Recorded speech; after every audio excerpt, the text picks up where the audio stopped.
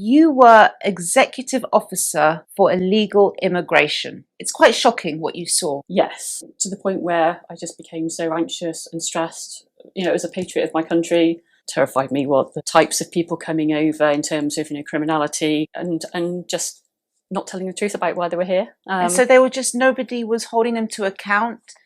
They just let them through. Currently, people getting off boats, they go to an assessment centre, they do an interview where they say, what's your name, why are you here? And then they get sent to a hotel and said, oh, well, we'll be in touch.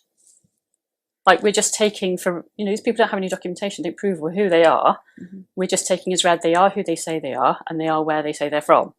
And then we send them off to a hotel, and they've access to the community, they can abscond or, do the kind of things that are reported in the press regularly. Where were most of the men coming from? The kind of top countries were Afghanistan, Syria, Iran, Pakistan, India. And when you were working as executive officer for illegal immigration, do you feel like there was no will to do anything about this? Was anyone else in your office saying, look at these numbers, this is terrible? Was it just kind of like they went in, did their job, went home, didn't really care?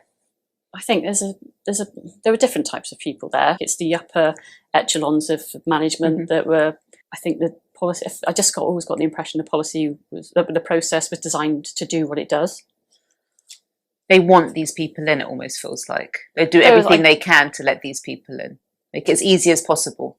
That was the sense I got. When did you leave? What year did you leave? I left April this year. Okay. Did you notice that there was a leap when Labour got into power of boats coming through, of illegal migration coming through, or was it the same? The Rwanda plan, while they were still hovering over them, the migrants were going to Ireland to try and avoid English migration people. So it was working. There was an element that was working. Right. And then as soon as they abolished the Rwanda plan, we started seeing more people coming across. So there was an element of a deterrent. Well, how much of it was, if we'd actually got a plane off the ground, then things may have been different and very different. But yeah, because we didn't. It's so tragic what's happened to this country. It's so sad. Yeah. And so I really had to think hard about whether I was going to take this job. And then I justified it well. I'm very process orientated. I'm a project manager.